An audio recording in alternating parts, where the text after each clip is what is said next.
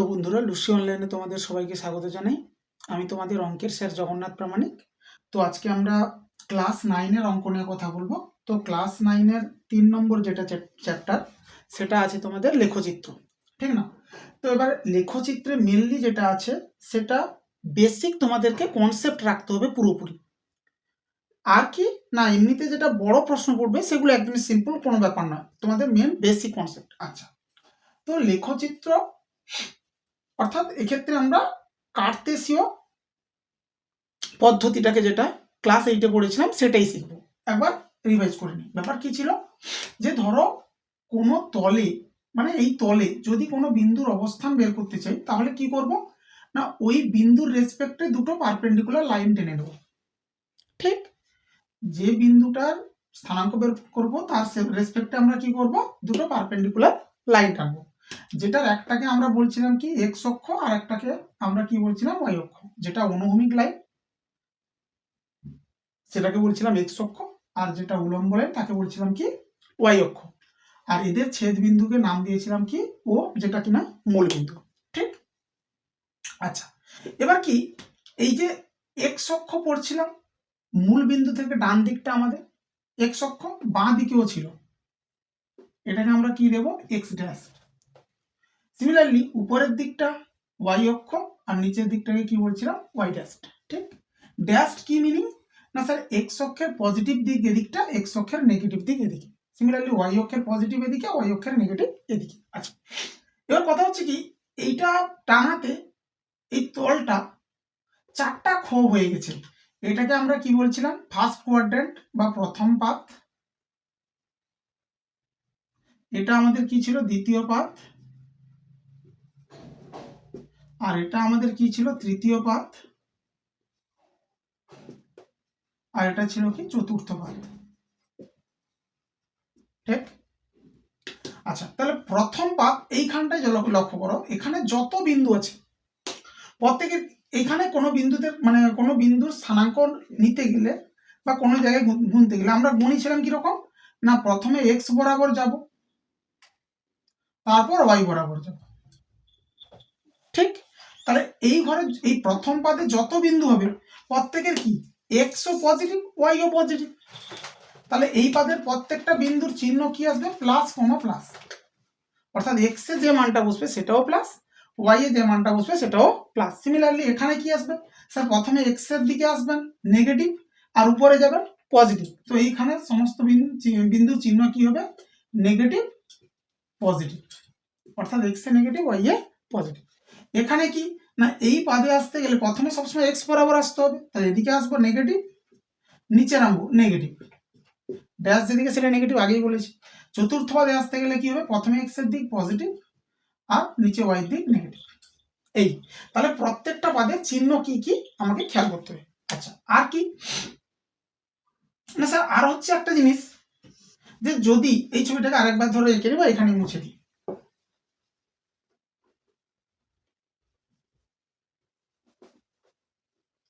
এবার খেয়াল করি কি, যে এই যে এক্স অক্ষ, এই এক্স অক্ষের উপর যে কোনো বিন্দুতে ওয়াই এর মান 0 হবে। স্যার কেন হবে না, আমরা এক্স অক্ষের উপর আছি মানে উপরেও উঠছি না নিচেও নামছি না, মানে ওয়াই এ কোনো মান নিচ্ছি না। তাহলে এই এক্স অক্ষের উপর প্রত্যেকটা বিন্দুতে ওয়াই এর মান কি হবে, 0।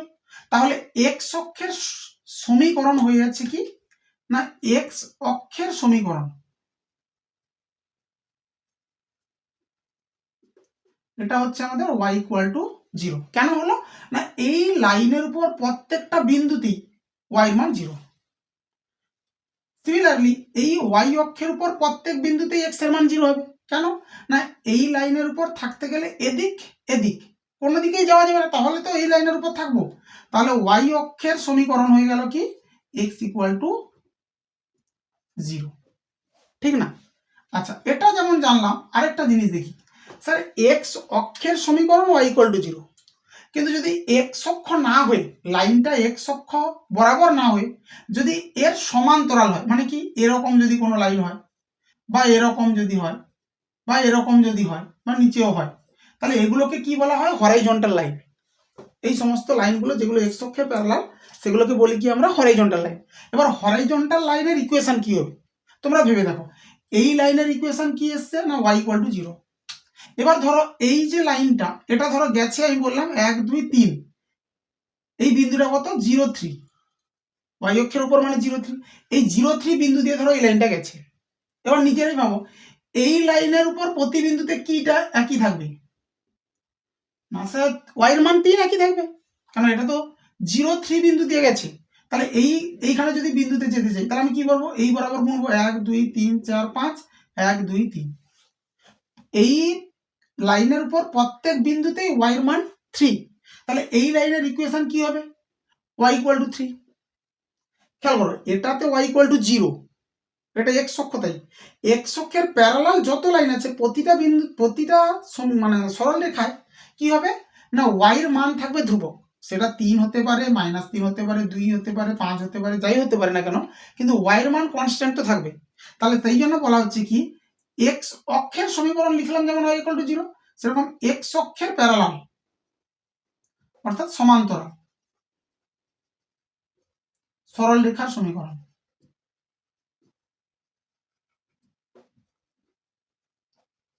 সেটা কি হবে না স্যার হবে y ইকুয়াল টু ধ্রুবক।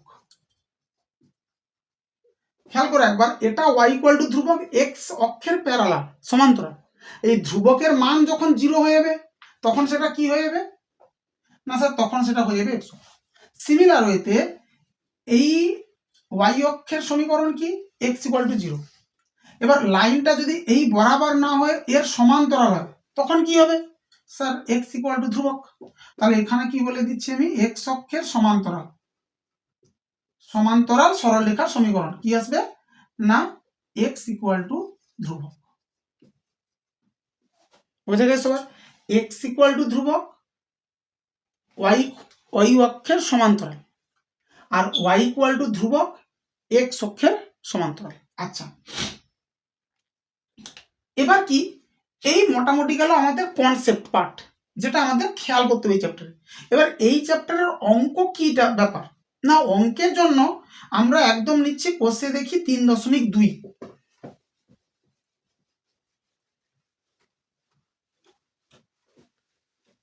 কোষে দেখি কত নিচ্ছি 3.2। আচ্ছা এবার এখানে তোমাদের মেনলি যে পরীক্ষার প্রশ্ন পড়ে সেটা কি, যে দুটো সরল রেখার সমীকরণ দিয়ে দিল, ধরো আমি এক্সাম্পল হিসেবে নিয়ে নিচ্ছি 8 এর দাগের আমি নিচ্ছি ধরো 1 নম্বর, 8 এর দাগের 1 নিচ্ছি, কি কি দিয়েছে না 4x - y ইকুয়াল টু 3, আর একটা কি দিয়েছে 2x + 3y ইকুয়াল টু 5। বেশ, আমাকে বলছে কি যে এই যে দুটো সরল রেখার সমীকরণ তোমাদেরকে দেওয়া হলো এগুলোকে সমাধান করো। তো সমাধান করার তো বিভিন্ন প্রসেস আছে, তোমাদেরকে আমি করাবো 5 অধ্যায়, সেখানে আরো 4টা প্রসেস আছে। এখানে সমাধান করার আরেকটা প্রসেস মেনটেন করতে বলছে যে লেখচিত্রের সাহায্যে সমাধান করো। ঠিক, এই দুটো সমীকরণকে সমাধান করতে হবে কার সাহায্যে, লেখচিত্রের সাহায্যে। আচ্ছা বেশ, তো লেখচিত্রের সাহায্যে সমাধান করার জন্য আমরা কি করব না, আমরা সব সময় একটা টেবিল তৈরি করব। কিরকম ব্যাপারটা চেক করো, আমি এখান থেকে করছি কি x সমান বের করছি, ঠিক না, x সমান বের করছি, তাহলে কি হবে 4x সমান 3 মাইনাস প্লাস y, মাইনাস ছিল প্লাস হবে, তাহলে x এর মান কত হচ্ছে 3 প্লাস y বাই 4। কোনো সমস্যা হওয়ার কথা না, প্রথম সমীকরণ থেকে x বার করলাম, দ্বিতীয় থেকেও x বার করব, এখান থেকেও বের করে নিই। তাহলে এখানে কি হবে 2x সমান 5 মাইনাস 3y, এখান থেকে x যেটা সেটা কত 5 মাইনাস 3y বাই 2 হলো। এটাতেও x বের করেছি, এটাতেও x বের করেছি। এরপরে কি না স্যার একটা ছক করছি x y, ঠিক আছে। আচ্ছা এই টেবিলে কি হবে না, এখানে দেখো এদিকে y আছে, y এর মান আমরা ইচ্ছা খুশি ধরবো, যা হোক ধরবো 0 1 2 -1 হ্যান সব ধরে, এখানে যোগ আছে যেমন যোগ করব, দিয়ে 4 দিয়ে ভাগ করব, যদি ভাগ কেটে যায় তাহলে সেটা এখানে লিখবো, না হলে এটা লিখবো না। কথা কিরকম, যেমন ধরো আমি y এর মান ধরলাম 0, তাহলে 0 আর 3 যোগ করলে কত হয় 3, 3 তো 4 দিয়ে ভাগ কাটবে না, তাহলে y এর ঘরে আমরা 0 লিখবো না। আচ্ছা 1 যদি ধরি, 1 ধরলে কত হচ্ছে 1 আর 3 যোগ করলে 4, 4 4 দিয়ে ভাগ করলে ভাগ কেটে যাচ্ছে, তাহলে স্যার 1 এখানে লিখবো। y এর মান 1 ধরতে যোগ করে ভাগ করতে এক্স এর মান কত পাচ্ছি স্যার 1 পাচ্ছেন, 4 4 1। এর পরের বিন্দু কি নিব না, এমনিতে তোমরা চেকই করতে পারো, না হলে কি হতে পারে শর্টকাট প্রসেস, 4 আর 1 যোগ করো, এখানে লিখো 5, 5 আর 4 যোগ করো, এখানে লিখো 9। অর্থাৎ কিনা 5 যদি এখানে বসাই তাহলে এটা যোগ বিয়োগ করলে ভাগ কেটে যাবে, 5 3 8, 4 2 8, এখানে 9 বসাবো, 9 3 12, 4 3 12 হলো। তাহলে আমরা কি কি বিন্দু পেলাম, এক্স এর মান 1, ওয়াই এর মান 1, এক্স এর মান 2, ওয়াই এর মান 5, এক্স এর মান 3, ওয়াই এর মান 9। এই লাইনটা থেকে এই বিন্দুগুলো বের করলাম, তিনটা বিন্দু হলেই আমাদের কাজ চলবে। সেম এখানেও এক্স ওয়াই। আচ্ছা, তো একই রকম চেক করব, আমরা নিচ্ছি ওয়াই এর ঘরে কত 0, 0 হলে 3 আর 0 গুণ 0, 5 থেকে 0 বাদ দিলে 5, 2 দিয়ে ভাগ করলে 5 ভাগ কাটবে না, তাহলে 0 দরকার নেই। আচ্ছা, 1 1 আর 3 গুণ করলে 3, 5 থেকে 3 বাদ দিলে 2, 2 একে 2, অ্যান্সার হচ্ছে 1 বসালে 1 পাওয়া যাচ্ছে। ঠিক, এবার কিরকম প্রসেস, নিচেরটার সাথে এর নিচ, এখানে ওয়াই এর মানটা যোগ, তাহলে 3 3 2 5, যেটা একটা পেলাম তার সাথে নিচটা যোগ করে দেবো, ব্যাস। তো ব্যাস 3 3 3 9, 5 থেকে 9 বাদ -4, 2 2 4 -2, এখানে 5 5 3 15, 5 থেকে 15 বাদ -10, 2 5 10 -5। ঠিক, তাহলে স্যার বিন্দু কত 1 1, -2 3 আর -5 5।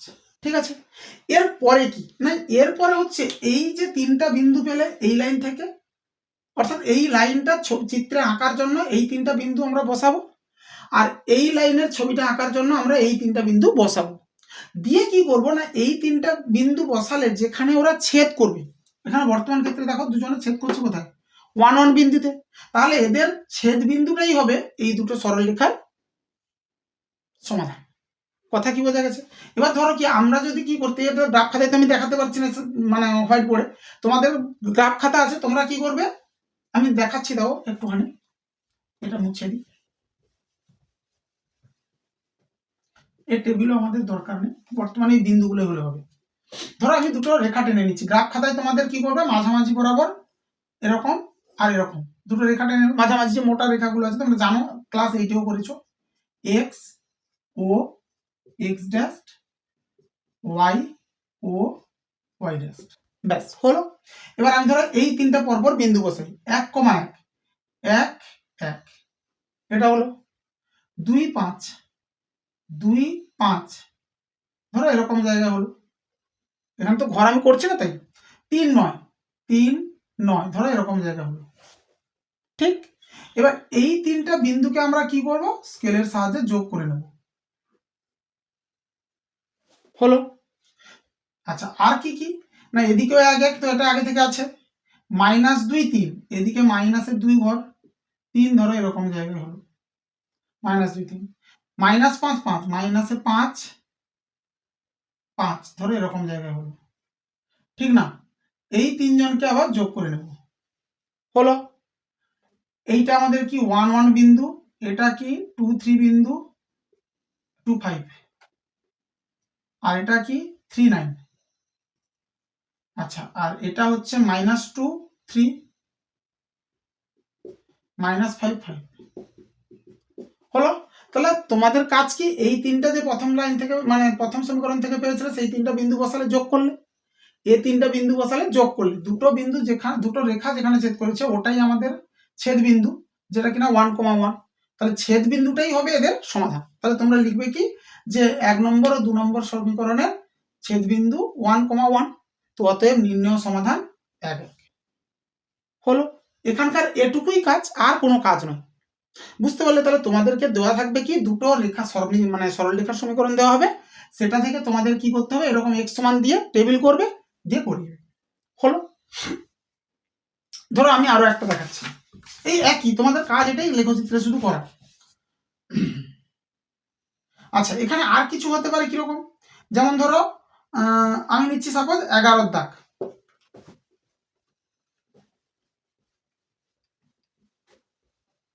কত দাগ 11, 11তে কি বলছে x = 4, আর কি y = 3, আর কি না আরেকটা হচ্ছে 3x plus 4y equal to 12। এই তিনটা যে সমীকরণ, সেই তিনটা যে সমীকরণ যে লেখচিত্র অঙ্কন মানে সমীকরণ তিনটির লেখচিত্র অঙ্কন করে। তো সমীকরণ তিনটির লেখচিত্র আঁকার জন্য আমি কি করছি, এটা তো x সমান 4 আছে, এর কোনো টেবিল দরকার নেই। এটাও তো y সমান 4 আছে, 3 আছে, এরও কোনো টেবিল দরকার নেই। এবার এটা আমি একটুখানি কাজ করে নিই। কিরকম, 3x প্লাস 4y সমান কত দেওয়া আছে, 12। তো আগের মতো আমরা যদি করতে চাই কি করব না, 3x সমান 12 মাইনাস 4y। এটা তোমরা একটু আলাদাভাবেও করতে পারো। কিরকম, এটাও দেখো, সেটা যেমন করে দিয়েছি, এটা আর একটা পদ্ধতি দেখো। আমরা এর ছবি আঁকার জন্য আলটিমেট যেটা শেখাচ্ছি এটা একদম বড় ক্লাস পর্যন্ত এটাই মেনলি ফোকাস করা হয়, এরকম বক্স করা হয় না। তো এটার জন্য কি করছি না, আমি শুধু দুটো মান খুঁজছি। কি কি, x ইকুয়াল টু 0 হলে y এর মান বের করব, আর y ইকুয়াল টু 0 হলে x এর মান বের করব। x ইকুয়াল টু 0 যদি এখানে বসাই তাহলে y এর মান কত পাবে না, স্যার আমাদের হচ্ছে কত, 4y ইকুয়াল টু 12, তাহলে y হচ্ছে কত, 12/4 মানে 3। ঠিক, এখানে y ইকুয়াল টু 0 হলে y যখন 0 বসাচ্ছি তখন কি পাচ্ছি, 3x সমান 12, তাহলে x এর মান কত, 3 4 12 4। তাহলে একটা বিন্দু পাচ্ছি 0,3, আর একটা বিন্দু পাচ্ছি 4,0। এবার খেয়াল করো, x অক্ষ y অক্ষ এটাও। এবার একটা সরল রেখা কি x equal to 4, x equal to ধ্রুবক হলে আমি কি বলেছিলাম, y অক্ষের সমান্তরাল। তাহলে y অক্ষের সমান্তরাল 1 ঘর 2 ঘর 3 ঘর 4 ঘর, এই 4 দিয়ে গেছে একটা লাইন, সেটাই হচ্ছে x ইকুয়াল টু 4, এটা ঠিক। আচ্ছা, y equal to 3, y equal to ধ্রুবক হলে কি x অক্ষের সমান্তরাল, 3 দিয়ে গেছে, 1 ঘর 2 ঘর 3 ঘর, এটা দিয়ে গেছে একটা লাইন, এটা এটা হচ্ছে কি y ইকুয়াল টু 3। ঠিক, আর একটা কি, এই সরল রেখাটা, এই সরল রেখাটা কি না, x অক্ষকে ছেদ করেছে কোথায়, 4,0 মানে এই বিন্দুতে, আর y অক্ষকে ছেদ করেছে কোথায়, 0,3 মানে এই বিন্দুতে। তাহলে এই দুজনকে যোগ করলে যে রেখাটা আসবে সেটা হচ্ছে এটা। এটা কোনটা না, এটা হচ্ছে এই নম্বর সরল রেখাটা। ঠিক, তাহলে এই বিন্দু কত পেয়েছি না 40, আর এটা কত পেয়েছি 03। এবার তোমরা নিশ্চিতভাবে দেখে গেল এই বিন্দুটা কত, স্যার এই বিন্দুটা হচ্ছে 4,3। আশা করি সবার বোঝা গেছে, কারণ এই বিন্দুর কাছে যেতে গেলে এই দিক বরাবর যাবো 4 ঘর, আর উপরের দিকে উঠবো এই লাইন বরাবর, এই লাইন মানে কত, 3। ঠিক, এবার আমাকে বলছে কি, লেখচিত্র তো আঁকা হয়ে গেল, এরপরে কি না, এই লেখচিত্রগুলি দ্বারা ত্রিভুজ যে উৎপন্ন হয়েছে তার ক্ষেত্রফল বের করতে হবে। মানে কি, এই লেখচিত্রগুলি দ্বারা যে ত্রিভুজটা উৎপন্ন হচ্ছে সেটা এইটা, এটা ধরো এ দিলাম, এখানে বি দিলাম, এখানে সি দিলাম, আমার দরকার কি এই ত্রিভুজের ক্ষেত্রফল। এবার খেয়াল করো, এটা যে ত্রিভুজ উৎপন্ন হয়েছে এটা কিন্তু সমকোণী ত্রিভুজ। তো সমকোণী ত্রিভুজের ক্ষেত্রে বা এমনি ত্রিভুজের ক্ষেত্রে আমরা জানি সূত্র কি, হাফ ইন্টু ভূমি ইন্টু উচ্চতা, এটা লাগালেই হলো। তাহলে আমরা লিখে নিই, অতএব ত্রিভুজ এ বি সি এর ক্ষেত্রফল কি হবে, হাফ গুণিতক ভূমি। ভূমি কতটা, এটা এটা যেই ভাবো, এটা ভূমি এটা উচ্চতা, এ তো আর ভূমি উচ্চতা হবে না, তাহলে এটা যদি ধরি 4, উচ্চতা যদি এটা ধরে নি 3, কারণ এতটা 3 মানে এটা 3, আর এটা 4 মানে এটা 4, তাহলে আমাদের উত্তর হচ্ছে কত, 2 2 4 4 3 6 বর্গ একক। এরকমের প্রশ্ন কিন্তু পরীক্ষায় দেয়। তাহলে যে একটা সরলরেখা বলে দিল কি দুটো সরলরেখা বলে দিল, দিয়ে বলবে কি ত্রিভুজ, এই লেখচিত্রগুলি দ্বারা উৎপন্ন যে হয়েছে ত্রিভুজ তার ক্ষেত্রফল বার করো। যেমন আরো আমি দেখাচ্ছি, আছে নিচের দিকে। এবার এর এমসিকিউ যেগুলো আছে সেগুলো তোমরা নিশ্চিতভাবে পারবে। এখানে একটা জিনিস খেয়াল করার বিষয় কি, যেটা আমার এখানে একটুখানি অমিট থেকে গেছে, দেখো খেয়াল করে, এগুলো হচ্ছে সরল রেখার সমীকরণ। একটা জিনিস খেয়াল করো, এইটা x ইকুয়াল টু ধ্রুবক মানে y অক্ষের সমান্তরাল, আমি বলেছি। এটা y ইকুয়াল টু ধ্রুবক মানে x অক্ষের সমান্তরাল। স্যার এটা কিন্তু কোনো অক্ষের সমান্তরাল না, কেন এখানে x আছে y আছে আর কনস্ট্যান্টও আছে। কিন্তু যদি এই কনস্ট্যান্টটা না থাকতো তাহলে কি হতো, মানে ধরো সরল রেখার সমীকরণ কি রকম, ax plus by plus c সমান 0, এটা ধরো সরল রেখার সমীকরণ। এবার এই সমীকরণে যদি সি ইকুয়াল টু 0 হয়, যদি কি হয়, সি ইকুয়াল টু হয় 0, তাহলে কি হবে না এই যে সরল রেখাটা সেটা মূল বিন্দু দিয়ে যাবে। অর্থাৎ কোনো একটা সরল রেখার সমীকরণে যদি কনস্ট্যান্ট না থাকে, এক্স ওয়াই তো আছে কিন্তু ধ্রুবক নেই, তখন কি হবে, সেটা মূল বিন্দু দিয়ে যাবে। আর আপনার যতগুলো শর্ট প্রশ্ন আছে সবগুলোই তোমরা পারবে করতে। যেমন ধরো প্রথম প্রশ্ন কি বলেছে, 2x + 3 = 0 সমীকরণের লেখচিত্রটি। 2x + 3, আচ্ছা আমি এটা মুছে দিই, তাহলে দেখাচ্ছি।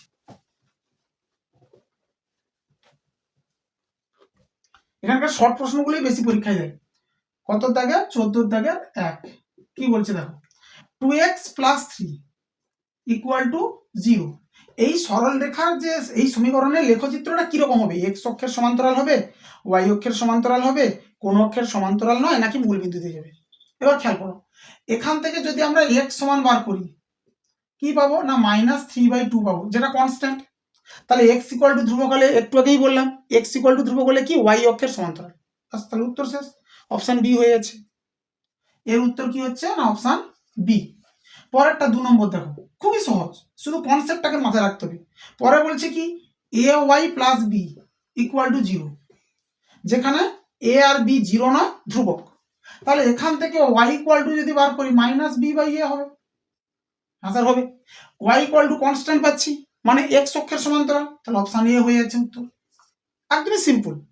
3 নম্বর কি বলছে, 2x + 3y = 0। একটু আগেই বললাম x y আছে কিন্তু কনস্ট্যান্ট নেই, তাহলে সরল রেখাটা কোন বিন্দু, মানে কোন বিন্দু দিয়ে যায়, মূল বিন্দু দিয়ে যায়। এখানে অপশন দেখো, অপশন ডি হচ্ছে মূল বিন্দুগামী। শুধু খালি কনসেপ্ট রাখো মাথায়। আচ্ছা, আইভি কি বলছে, cx + d = 0 সমীকরণের লেখচিত্রটি y অক্ষের সমীকরণ হবে। স্যার y অক্ষের সমীকরণ কি হয়, x = 0। আচ্ছা, তাহলে x = যদি 0 করতে চাই কি হয়, এখান থেকে x = বার করি -b/c। ঠিক, তাহলে x = যেটা বেরিয়েছে এইটার মান আমরা করতে চাই কি 0। স্যার কেন করতে চাই না, তবে তো এটা y অক্ষের সমীকরণ হবে না, কথা ঠিক নয়, কথা বোঝা গেছে সবার। y অক্ষের সমীকরণ করতে গেলে x = 0 হতে হবে। তার মানে x = যেটা বেরিয়েছে এই পুরো পার্টটাকে হতে হবে কি 0। 0 হওয়ার জন্য c তো কোনো মতেই 0 হবে না, সেটা তো বইতেও বলা আছে। তাহলে নিশ্চিতভাবে কে 0 হবে না স্যার, d কে হতে হবে 0, যেটা কোথায় লেখা আছে না, যেটা লেখা আছে অপশন সি তে। অপশন সি হচ্ছে এর উত্তর, d = 0। বোঝা গেছে সবাই, y অক্ষের সমীকরণ হতে গেলে x = 0 হতে হবে। এবার এটা 0 হওয়ার জন্য নিচের লোক তো 0 হবে না, তাহলে উপরের লোককে 0 হতে হবে। সিমিলার ওয়েতে পরের প্রশ্ন সেম, কি বলেছে ay + b = 0।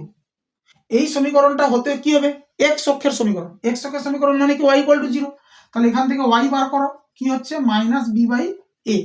এবার এই পুরো পার্টকে 0 হতে গেলে a তো 0 হবে না, তাহলে নিশ্চিতভাবে কাকে 0 হতে হবে, স্যার b কে হতে হবে 0। b কে কি হতে হবে, 0 হতে হবে।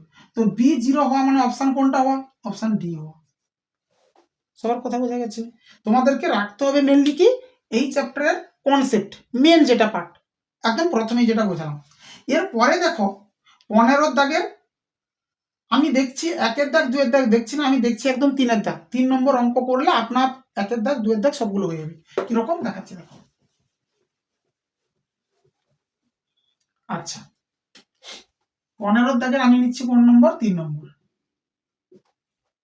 তো বলছে কি 3x + 4y = 12। আচ্ছা, 3x + 4y = 12 সমীকরণের লেখচিত্রটি ও অক্ষদ্বয় দ্বারা গঠিত ত্রিভুজের ক্ষেত্রফল নির্ণয় করো। বেশ ভালো, খুবই ভালো প্রশ্ন। আমরা কি করছি না স্যার, x এর মান 0 বসাচ্ছি, তাহলে কি পাবো না স্যার, x এর মান 0 বসিয়ে দিলে 4y = 12, অর্থাৎ y এর মান কত 3। আচ্ছা, এবং y = 0 বসাচ্ছি,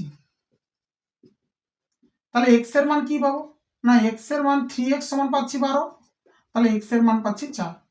অর্থাৎ x0 y3 বিন্দুটা কত 0,3, y0 x4 তাহলে বিন্দুটা কত 4,0। জিরো। এবার এর মিনিং বোঝো। স্যার ধরো আমি এখানেই ছবি আঁকছি, আমি কি বলেছিলাম, এক্স অক্ষের উপর যত বিন্দু প্রত্যেকের ওয়াই এর মান হবে জিরো। তাহলে এই বিন্দুটা কোন অক্ষের উপর বিন্দু? স্যার এক্স অক্ষের উপর বিন্দু। 1 2 3 4, এক্স অক্ষের উপর 4,0 এই বিন্দুতে এই সরল রেখাটা এক্স অক্ষকে ছেদ করেছে। ব্যাপারটা বোঝো একবার। আমাকে যদি কেউ জিজ্ঞেস করে যে একটা সরল রেখা এক্স অক্ষকে কোন বিন্দুতে ছেদ করেছে বার করো, আমি কি করব, সেই সরল রেখাতে ওয়াই জায়গায় জিরো বসাবো। স্যার কেন? না এক্স অক্ষের উপর যে কোনো বিন্দুতেই ছেদ করুক না কেন সেখানে তো ওয়াই এর মান জিরো হবে। ওয়াই এর মান জিরো বসালে এক্স এর যেটা পাচ্ছি মান সেটাই তত বিন্দুতেই ছেদ করেছে। তাহলে আমাদের একের দাগের প্রশ্নের উত্তর শেষ, যে একটা সরল রেখা এক্স অক্ষকে কোথায় ছেদ করেছে, স্যার ওয়াই এর মান জিরো বসান, এক্স এর মান যা বের হবে ওটাই। সিমিলারলি যদি আমাকে বলে কেউ কোনো একটা সরল রেখা ওয়াই অক্ষকে কোথায় ছেদ করেছে, তাহলে কি বলবো, না স্যার আপনি এক্স এর জায়গায় জিরো বসিয়ে দিন, কারণ ওয়াই অক্ষের উপর প্রত্যেক বিন্দুতে এক্স এর মান জিরো। এক্স এর জায়গায় জিরো বসালে ওয়াই এর যে মানটা পাবো ওটাই ওই বিন্দুতেই কি করবে, ওয়াই অক্ষকে টাচ করবে, বা টাচ করবে বলছি সরি ছেদ করবে। তাহলে বর্তমান ক্ষেত্রে কত, 1 2 3 এটা। তাহলে এই দুটো পয়েন্টকে যোগ করলে যে রেখা সেটাই হচ্ছে কে, না সেটাই হচ্ছে এই সরল রেখার লেখচিত্র হচ্ছে এটা। এবার আমাকে বলছে এই লেখচিত্রটা, এটা কত 0,3, এই লেখচিত্র আর এই দুটো অক্ষ মিলে যে ত্রিভুজটা উৎপন্ন করেছে, লেখচিত্র আর এই দুটো অক্ষ মিলে যে ত্রিভুজ উৎপন্ন করেছে তার ক্ষেত্রফল চাই, অর্থাৎ আমাদের ছবি অনুযায়ী ও এ বি ত্রিভুজের ক্ষেত্রফল চাই। তো অতএব ত্রিভুজ ও এ বি এর ক্ষেত্রফল স্যার কি হবে, হাফ ইন্টু ভূমি 4 ইন্টু উচ্চতা 3, 2 2 4 3 2 6 বর্গ একক। বোঝা গেছে সবাই? একদম সিম্পল কিন্তু খুবই ইম্পর্টেন্ট হলো। ব্যাস আর এখানে তেমন একটা কিছুই দেখানোর নেই। আর একটা এখানে কথা বলেছে যে একটা বিন্দুর এক্স অক্ষ থেকে দূরত্ব আর ওয়াই অক্ষ থেকে দূরত্ব, সেটা একবার বুঝে নাও ছবি অনুযায়ী। আমরা যদি এখানে ছবি এঁকে নিই, ধরো আমি একটা বিন্দু, আচ্ছা আমি দেখাচ্ছি, ধরো আমাকে যেটা বলছে বইতে 6, -8, 1 2 3 4 5 6 -8 ধরো এতটা দূরে আছে, কথা কথা।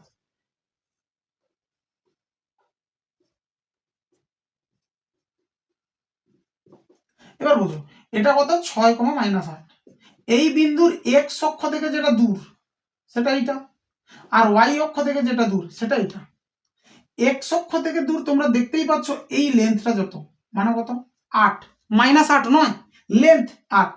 আর এটা হচ্ছে কি ওয়াই অক্ষ থেকে দূর, মানে এটা কত স্যার 6, মানে এটাও কত 6। তাহলে একটা বিন্দুর এক্স অক্ষ থেকে দূরত্ব যেটা সেটা হচ্ছে ওয়াই এর মান, মানে বিন্দুর যেটা কোটি সেটা হচ্ছে এক্স অক্ষ থেকে দূর, আর ওয়াই অক্ষ থেকে দূর যেটা সেটা হচ্ছে কি বিন্দুটার ভুজ। ঠিক বোঝা যাচ্ছে সবার? বেশ,